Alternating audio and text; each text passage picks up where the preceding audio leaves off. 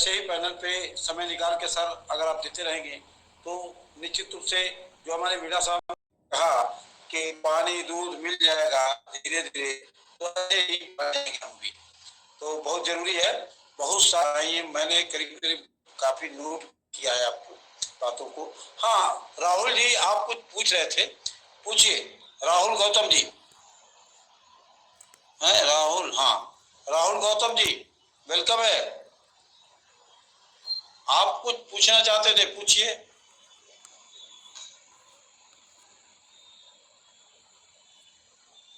Seat request भेजिए और पूछिए। एक्चुअल उसके मोबाइल में राहुल जी के मोबाइल में सीट रिक्वेस्ट का वो कॉलम नहीं दिख रहा है, कुछ और दिख रहा है। ये मोबाइल डिस्टरबेंस के अगर रिक्वेस्ट नहीं भेज सकते राहुल जी, अगर चाहे तो अपने सवाल को लिख दें तो उसको उसका जवाब मिल सकता है। राहुल जी का स्क्रीन सपोर्ट नहीं कर रहा है मोबाइल का।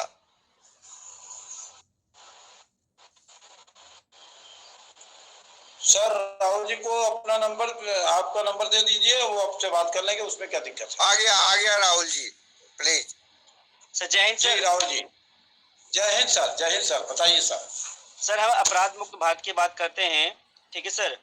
तो सर मैं अपराध मुक्त भारत में दो चीजें मैं हाईलाइट करना चाहूंगा। एक मूवी आई थी द कश्मीर फाइल, अब दूसरी मूवी आई है द स्टोरी ऑफ केरला।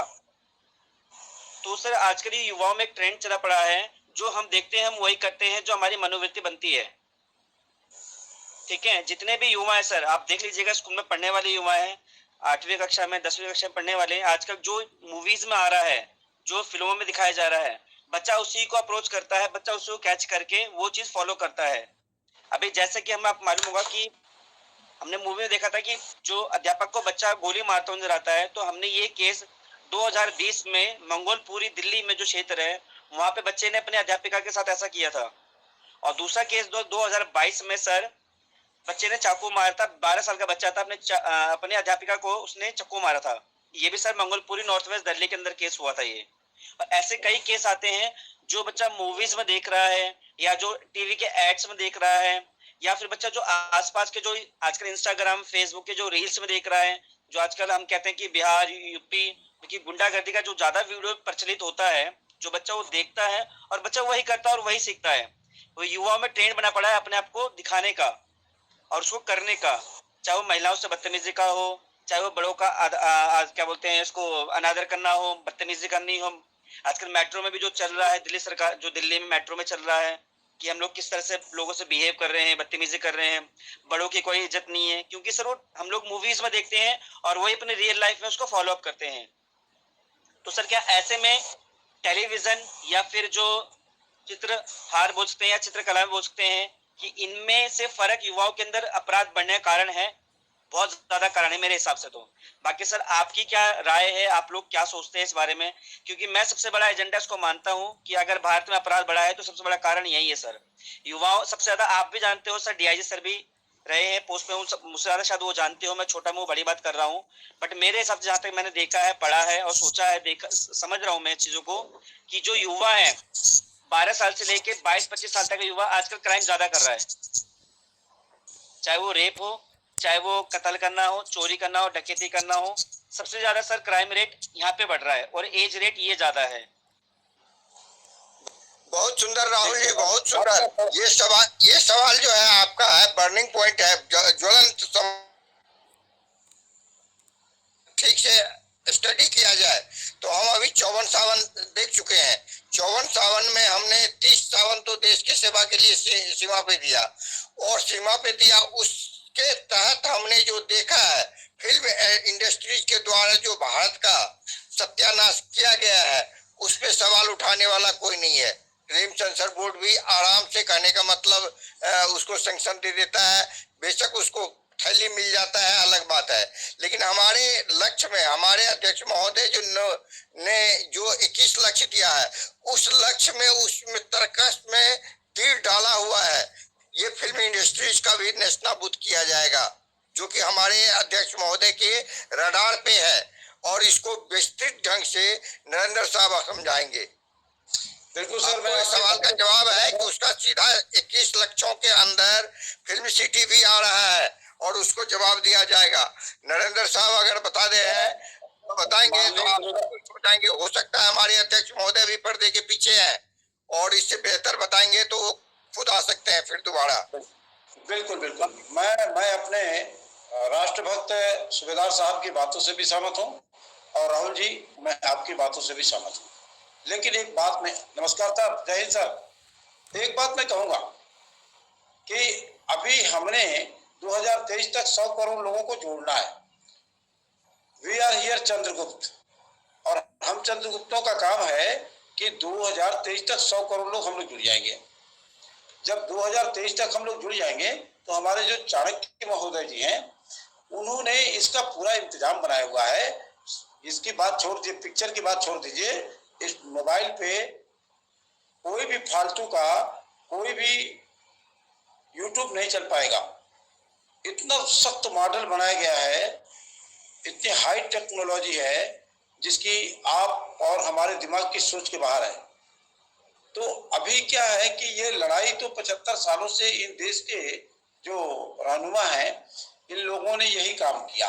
चरित्र पतन के लिए इन्होंने गंदे सिनेमा और गंदी बातें और फिर शराब और स्मैक, हीरोइन, ये यूनिवर्सिटी, कॉलेजों और गांव-गांव तक, यहाँ तक कि मतलब कि जो झोपड़ियों तक पहुंचा दिया इन्होंने।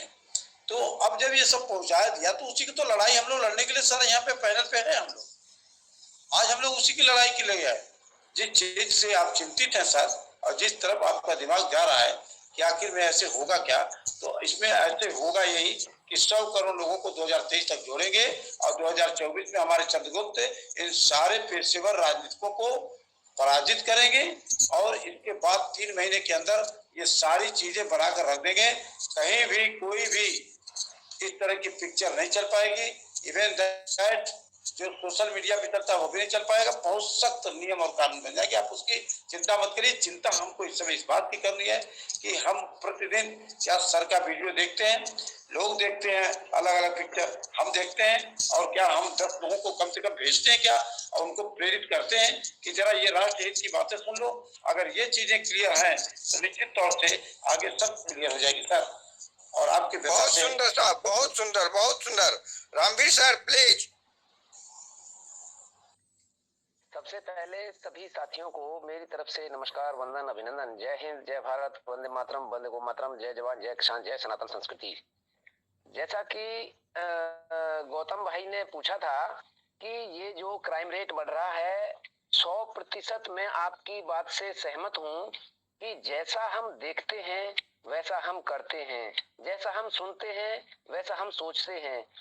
अभी हमारे जो छोटे बच्चे होते हैं उनको संस्कार देने के लिए कहीं गुरुकुल नहीं रहे। बच्चे को लालन पालन करना माता पिता का काम है और उनके अंदर संस्कार देने का काम हमारे अध्यापक जो गुरुजन होते थे उनका काम है। अभी गुरुजनों को तो अध्यापक बना दिया, अब अध्यापक भी ऐसे बना दिया कि उनको अध्यापन का कार्य करने नहीं दिया जाता, उनके पास में और बहुत सारे काम लपेट रखे हैं। बच्चे के पास में अगर अध्यापक रहेगा ही नहीं तो उसको पढ़ाएगा कहाँ से? आप किसी भी कक्षा की कोई भी किताब उठा के देख लीजिए, जब आप लोग पढ़ते होंगे, जब हम भी पढ़े हैं, उस समय पर उनके अंदर कोई ना कोई मॉरल एजुकेशन का चैप्टर जरूर होया करता था, जिसमें श्रवण कुमार को दिखाते थे, रानी लक्ष्मीबाई को दिखाते थे, नेताजी सुभाष चंद्र बोस को दिखाते थे, सरदार भगत सिंह की जीवनियां सुनाते थे, महाराणा प्रताप के चैप्टर होते थे। आज तो वो सारे विलुप्त हो गए हैं। जब उन चीजों को हम पढ़ेंगे ही नहीं तो उनके जैसे बनने की कहां से कोशिश करेंगे? जब हमारे को दिखाई जा रही है डिशुम डिशुम और ठिचक्यों ठिचक्यों, तो भाई वो गोली मारेंगे, चक्कू मारेंगे, गुरुजी को गुरुजी नहीं मानेंगे। माता पिता को आज की जो युवा पीढ़ी है माता पिता को बोझ मान करके उन्हें वृद्धाश्रम में भेज रही है। कारण क्या है? क्योंकि उनके पास पैसा ज्यादा आ गया है। आज बुजुर्गों का बारी है, कल आने वाला समय उनका भी इंतजार कर रहा है। उनके लिए तो वृद्धाश्रमों में भी जगह नहीं मिलेगी। उनको फुटपाथों पे ही रात गुजारनी पड़ेगी, क्योंकि ये तो आज से पहले ही बुजुर्ग लोग कह चुके हैं कि जैसा बोएंगे वैसा काटेंगे। अगर हम आम का पेड़ बोएंगे तो आम खाने को मिलेंगे, और अगर कीकर का बबूल का पेड़ लगाएंगे तो सूल मिलेंगे, सूल। इसलिए हमें सबसे पहले अपनी संस्कृति को बचाना है, सभ्यता को बचाना है, और अपने बच्चों को अच्छे संस्कार देने की कोशिश घर से शुरू करनी पड़ेगी, तब जाकर के देश बचेगा। अपराध मुक्त भारत मिशन का सपना जो साकार होना है वो तभी हो सकता है जब हम कम से कम 100 करोड़ व्यक्ति इस मिशन के सदस्य बने, क्योंकि संगठन में जो शक्ति होती है, अकेली झाड़ू की जो एक एक सीख है वो टूट जाएगी, लेकिन बंधी हुई झाड़ू 5 किलो की पहसेरी को सरकाने की हिम्मत रखती है। इसलिए हम सब भारतीयों को आज इस मंच के माध्यम से मैं ये आह्वान करना चाहता हूं, हम सबको एक होना है, इकट्ठे होना है, और दल बल के साथ होना है। यहाँ खर्चा तो कुछ होना नहीं है, एक पैसा किसी की जेब से खर्च नहीं होगा। ऐसा परिवर्तित भारत होगा जहां पर राम राज्य की कल्पना आपको धरातल के ऊपर दिखाई देगी। आज जिन चीजों की हम सोच नहीं रख रहे हैं, ऐसे मॉडल बना करके श्रीमान मैथिली शरण गुप्त जी ने ऑलरेडी रखे हुए हैं, लेकिन हमारे राजनेताओं के अंदर सिर्फ एक ही चीज की कमी है, इच्छा शक्ति की। उन्होंने अपनी इच्छा शक्ति खो दी है। आने वाला समय उनको माफ नहीं करेगा, उनकी सीट भी जाने वाली है, क्योंकि 2024 के अंदर जो 5-5, 6-6, 7-7 बार के एमएलए एमपी होंगे, वो सब के सब धूल चाटते हुए नजर आएंगे। वो हारेंगे ही नहीं, उनकी जमानतें जब्त होंगी ज्यादातर लोगों की, क्योंकि आज जब तक जनता जागी नहीं है, आज सभी जनता के पैरों में विभाइयां फटी हुई हैं। स्नेह लेप लगाने का कार्य कोई राजनेता नहीं करेगा। आज किसान परेशान, आज सैनिक परेशान, आज बहू बहन बेटियां परेशान, और ये लोग एक तरफ नारा देते हैं बेटी बचाओ बेटी पढ़ाओ। आपकी बेटियां तो सड़कों पर पड़ी हुई हैं। आप बोलते हैं जो किसान अन्नदाता है, अरे भाई किसान को तो आपने जहरदाता बना दिया, आपने तो उसको मृत्युदाता बना दिया, आपने तो उसको कैंसरदाता बना दिया, क्योंकि ये कभी भी ये नहीं चाहते हैं। मैं जहां तक मैं सोचता हूँ, वैसे मैं मेरे से आप लोग सभी उम्र में बड़े हैं, लेकिन जहां तक मेरा बुद्धि विवेक काम करता है, इन राजनेताओं ने हमारी जनता के सामने ऐसा मॉडल पेश कर दिया है कि आप हमें सत्ता से मत उतरने दीजिए, आपको भूखा हम नहीं मरने देंगे, आपको पीने के लिए दारू नुक्कड़ नुक्कड़ गली गली मोहल्ले मोहल्ले पहुंचा देंगे, खाने के लिए राशन फ्री दे देंगे, लेकिन तुम 5 साल के बाद वोट हमें ही दे जाना, चाहे हम तुम्हारे से फ्री में कुछ भी कर दें, देश बेच दें। राहुल जी, के बाद में राहुल जी आपने सवाल किया, हमने भी लंबा लेक्चर दे दिया, रणवीर साहब भी लंबा लेक्चर दे दिए। मैं आपसे जानना चाहता हूं कि हम लोगों ने जो एनर्जी वेस्ट किया उसमें से आपको क्या मिला? सर तत्काल प्रभाव नहीं होगा, अपितु धीरे धीरे उसका प्रभाव पड़ेगा। जो हम चाह रहे हैं अपराध मुक्त भारत का जो एक है, सर मैं ज्यादातर दिल्ली में रहता हूँ, बवाना जेजे कॉलोनी एक छोटा सा एरिया है। मैथिली शरण सर आए थे अभी लास्ट, अभी मीटिंग थी संडे को, सर पब्लिक और पूरे संवाद किया था सर ने, तो सर जी से मेरी वही मुलाकात हुई थी और संजय सिवाल जी के जरिए मेरी बातचीत बनी है। तो सर वहाँ पे हम लोग, जहाँ मैं एक सर टीचर हूँ पेशे से, मैं एक स्लम एरिया को स्कूल चलाता हूँ और बच्चों को स्किल्स के माध्यम से और उसकी तकनीकें सिखाता हूँ बच्चों को, जैसे सिलाई कढ़ाई बुनाई वगैरह हो गया सर, ये चीजें मैं बच्चों को सिखाता हूँ सर मैं, ठीक है सर। बट इसमें मैंने सर देखा यहाँ पे जितने भी हमारे यूपी बिहार छत्तीसगढ़ झारखंड जितने यहाँ पे लोग हैं सर, वो यहाँ पे आए हुए शिफ्ट हुए, और जितनी दिल्ली की झुग्गियां थी भारत सरकार ने तोड़ के उनको एक बवाना एक एरिया बना दिया है, पुनर्वास किया है बवाना जेजे कॉलोनी करके। एशिया की सबसे बड़ी कॉलोनी यही है बवाना जेजे कॉलोनी, और सबसे ज्यादा लोग यहाँ रहते हैं, और इंडस्ट्रियल एरिया है। यहाँ पे 30,000 फैक्ट्रियां हैं, जो मोस्टली सारे जो पेरेंट्स हैं अनएजुकेटेड है, मोस्टली तो अनएजुकेटेड है, यूपी बिहार से आए हुए लोग हैं, झारखंड से आए हुए लोग हैं, नेपाल से आए हुए लोग हैं। तो वो जाते हैं सुबह सर 8 बजे काम पे और आते हैं शाम को 7 बजे, और हस्बैंड वाइफ दोनों ही काम करते हैं। उनकी एक आदमी की सैलरी सर 7,000 रुपए है, एक की सैलरी 6,000 रुपए है, तो टोटल 13-14 हजार रुपए में उनका अपना बेचारा किराए पे रह के गुजारा बसेरा करता है। लेकिन वो कमाने के चक्कर में बच्चे का भविष्य से दाव पे लगा पड़ा है। उनके स्कूल में जाते हैं, स्कूल में भी सेम वही माहौल होता है, कॉलोनी का स्कूल है, कॉलोनी का माहौल है, अध्यापिका और अध्यापक ध्यान नहीं देते हैं बच्चों पे। बच्चे ध्यान कैसे देंगे अगर बच्चों को किसी ने मार भी दिया टीचर ने, तो पेरेंट्स पहले ही सोच जाता है कि हमारे बच्चों को हाथ कैसे लगाए। राहुल जी, मैं आपकी बात को थोड़ा सा काट रहा हूँ क्योंकि 11 बजने जा रहे हैं। मैं ये पूछ रहा हूँ आपसे राहुल जी, हाँ मैं जी ये सर। पूछना चाह रहा हूँ कि जो पहला सवाल आपने किया हाँ जी, हाँ जी, हाँ जी।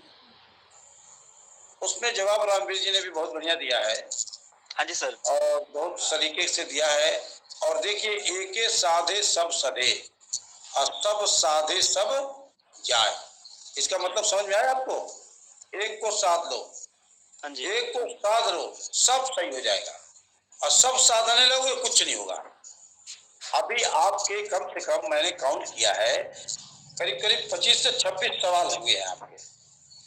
जैसे फॉर एग्जांपल एजुकेशन के बारे में बताया, जैसे नॉन एजुकेशन के बारे में बताया, फिर आपने पिक्चर के बारे में बताया, फिर आपने एक्सीडेंट दो जगह हुआ दिल्ली में उसके बारे में बताया। ये तमाम सवाल हैं आपके और तमाम सवालों का जवाब एक है।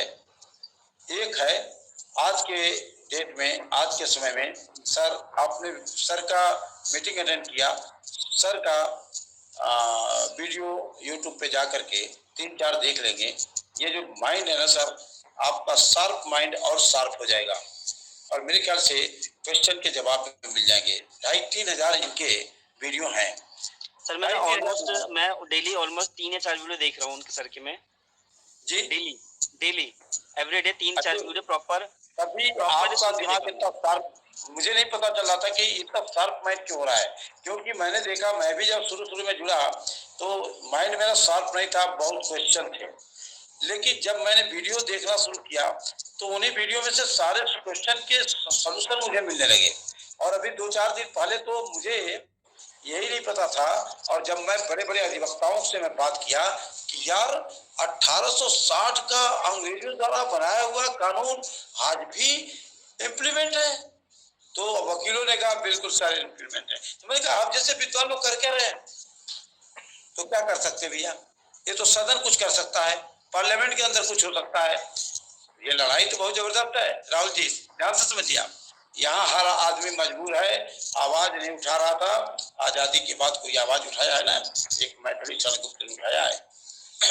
बहुत सारी माताओं ने अपने लालों को दूध पिलाया, बहुत IAS ऑफिसर बने, कितने आज हैं, कितने दुनिया से चले भी गए। लेकिन ये आवाज उठाने वाला सिर्फ और सिर्फ एक आदमी, उस एक आदमी के साथ लगने की जरूरत है। सारी समस्याओं का समाधान न हो जाए तो नरेंद्र सिंह को नरेंद्र सिंह मत कहिए आप, मैं दावे के साथ कह रहा हूँ। माननीय नरेंद्र सिंह जी, आपने सही बोला कि एक के साथे सब सते, सब साथे सब जाए, एक पे सब होता है, सब पे एक न होए। मैं आपको साधुवाद करता हूँ, बहुत अच्छा बोला आपने कहा।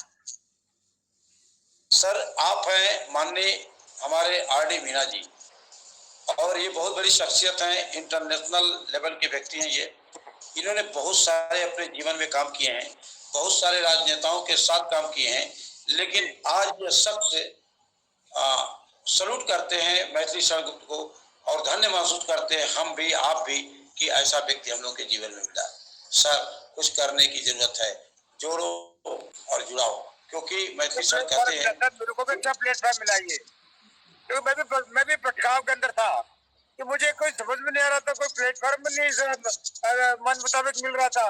तो मैंने अध्ययन किया, मैंने विचार मंथन किया, अनुचिंतन किया, चिंतन किया, तो मगर ये बिल्कुल उपयुक्त समय है और उपयुक्त है। ये जीवन का शेष बचाव भाग है मेरा, तो जीवन का शेष समय है, क्यों नहीं मैं अच्छे काम में लगा जाए, मानवता युद्ध में लगा जाएगा। तो मुझे बहुत अच्छा लगा, तो मैं डेली 9 बजे हाजिर रहता हूँ आपके साथ। अरे रणवीर जी हैं, इन्होंने सेना में अपनी मातृभूमि की सेवा किया, आज ये रिटायर हैं और रिटायर होने के बाद लंबे समय से हम लोग के साथ में हैं।